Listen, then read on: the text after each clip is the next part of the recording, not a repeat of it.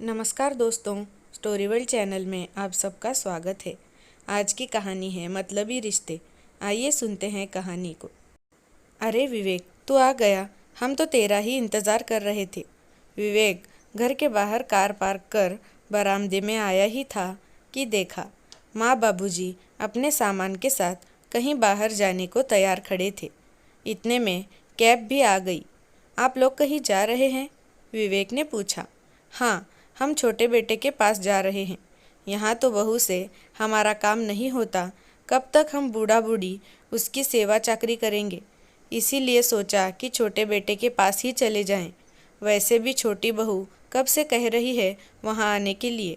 अच्छा, पायल तो घर पर ही है ना? नहीं नहीं, उसके ससुराल वाले कब से फ़ोन कर रहे हैं, तो वो भी अपने ससुराल के लिए अभी थोड़ी देर पहले ही निकली है।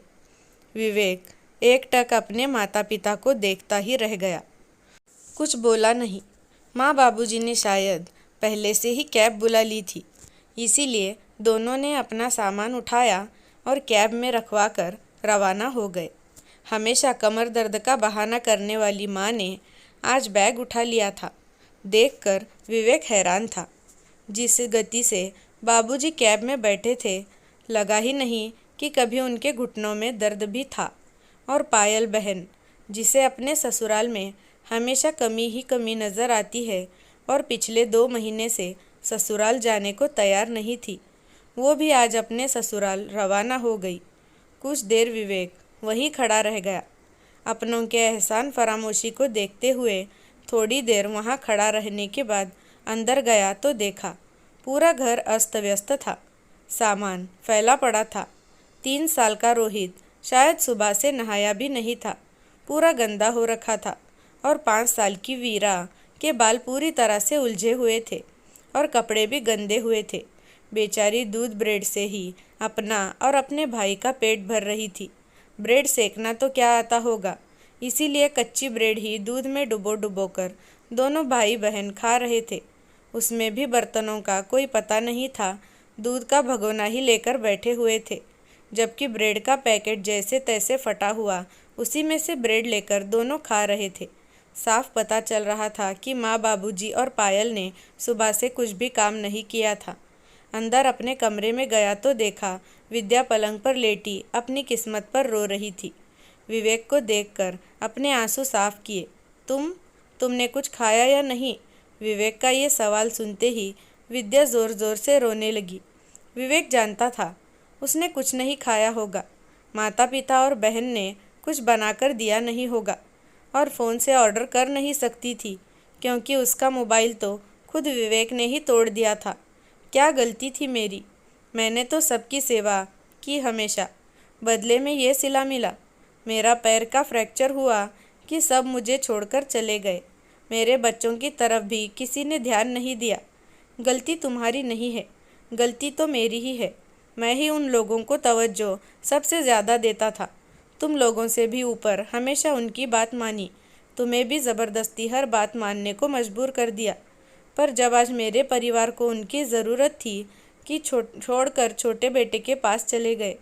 विवेक ने विद्या के आंसू पोंछते हुए कहा, तुम फिक्र मत करो, मैं हूँ ना, मैं सब संभाल लूँगा। बस तुम हिम्मत बनाए रखना, ठीक है? विवेक ने विद्या का चेहरा अपने दोनों हाथों में लेते हुए कहा। ठीक है, विद्या ने भी जैसे तैसे हिम्मत करते हुए कहा। मैं अभी बाहर से कुछ ऑर्डर कर देता हूँ खाने के लिए। जब तक खाना आता है तब तक मैं बच्चों को थोड़ा तैयार कर देता हूँ। उसने फ़ोन पर खाना ऑर्डर किया और बच्चों को बुलाकर उनके हाथ पैर धुलाकर ढंग से कपड़े पहनाए। पापा के हाथों तैयार होते हुए दोनों बच्चे बहुत खुश थे। अपनी मम्मी को बार बार दिखाने आ रहे थे कि देखो पापा हमें तैयार कर रहे हैं। मम्मा देखो, मम्मा देखो, पापा ने मेरी चोटी बनाई है।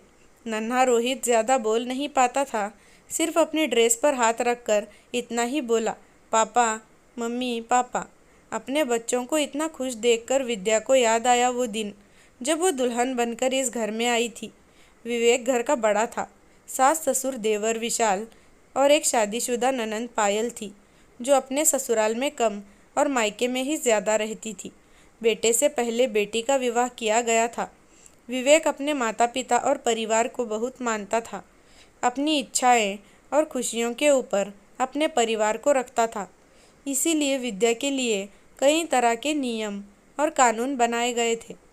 ननन जहाँ हर 10 दिन बाद अपने मायके आकर बैठ जाती थी और महीनों वहाँ से उठकर नहीं जाती थी, वहीं विद्या के लिए उसके मायके जाना ना के बराबर था। सुबह जाओ और शाम को आ जाओ, घर का सारा काम विद्या को अकेले ही करना पड़ता था।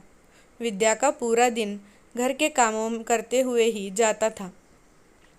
विवेक और विद्या अगर कहीं घूमने जाते तो पहले पायल और सास ससुर जाने को तैयार होते, और अगर नहीं गए तो पहले सबका खाना तैयार करके जाना पड़ता था।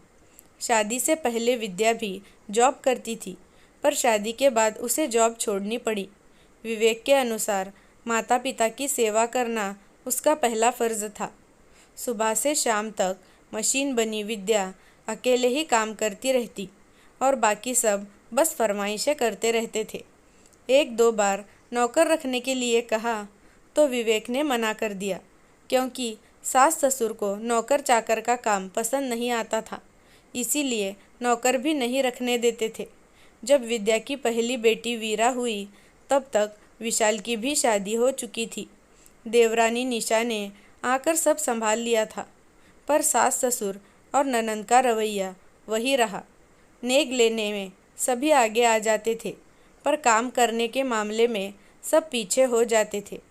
जब विशाल निशा दूसरे शहर शिफ्ट हुए तब कुछ दिन सास ससुर उसके साथ भी रहे, पर निशा के घर में नौकर काम करते थे और उससे जितना होता था वो उतना ही काम करती थी।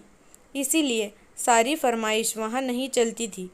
तो सास ससुर विद्या के पास रहना ही पसंद करते थे, क्योंकि वो जानते थे यहाँ विवेक के रहते हुए विद्या की मनमर्जी नहीं चल सकती। अभी सप्ताह भर पहले ही अचानक बारिश का मौसम हो गया तो पायल ने उसे आवाज़ लगाई, भाभी बाहर बारिश का मौसम हो गया है, फटाफट से कपड़े ले आइए।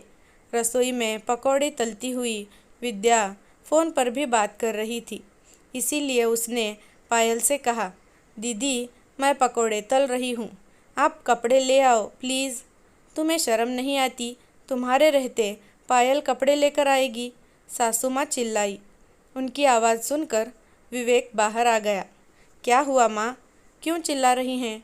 देख तेरी पत्नी को कामचोर होती जा रही है, पायल से काम करवा रही है। अब हम भारी होते जा रहे हैं इस पर। नहीं होती है सेवा तो बोल दे, हम छोटे बेटे के पास चले जाएंगे। कैसे कह रही हो माँ, मैं अभी समझाता हूँ। विद्या विद्या लगभग चिल्लाते हुए ही विवेक रसोई में गया और विद्या के मोबाइल को फेंकते हुए ज़ोर से विद्या को डांटने लगा। विवेक ने डांट लगाई है तो अपने हाथ धोकर रसोई में काम करती हुई विद्या को उसको ही छत पर जाना पड़ा। कपड़े उतार कर लाते समय रास्ते में पैर फिसला और सीढ़ियों से नीचे गिर गई और पैर फ्रैक्चर हो गया।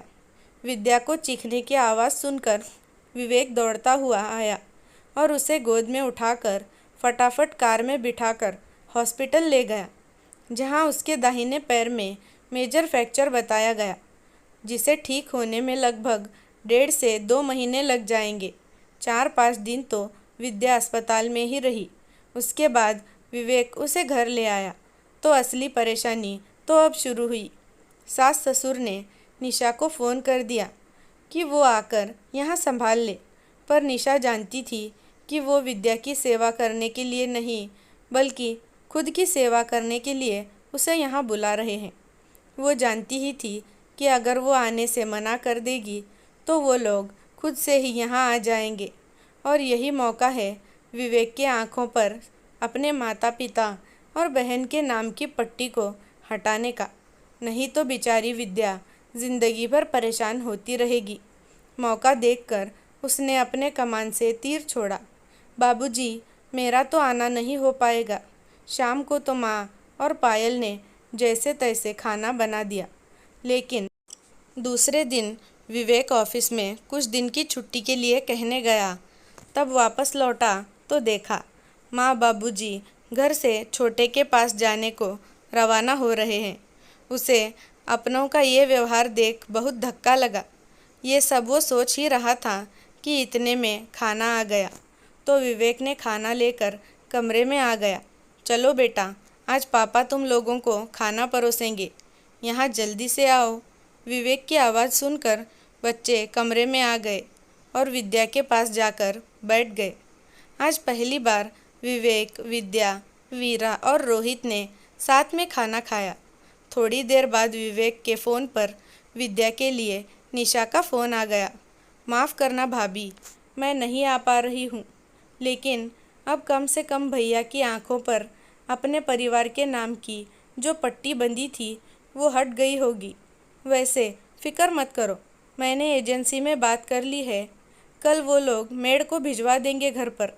भैया से कहिए सब संभाल लेंगे। थैंक यू निशा। अरे आप मेरी बड़ी बहन हैं, इसमें थैंक यू की क्या बात है। साल का अंत चल रहा है और मैं अपने परिवार के लिए कुछ भी नहीं कर पा रही हूँ।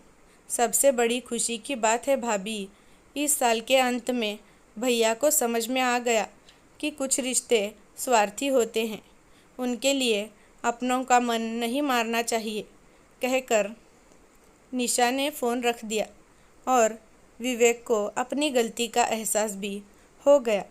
उसके बाद से उसके आँखों पर जो पट्टी बंधी थी वो पट्टी हमेशा के लिए हट गई और उसके अपनों की असलियत उसके सामने भी आ गई।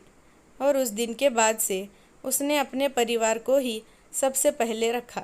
दोस्तों, ज़िंदगी में कुछ ऐसे पल भी आना ज़रूरी होता है जिनके चलते हमें अपने रिश्तों की असलियत समझ आ जाए।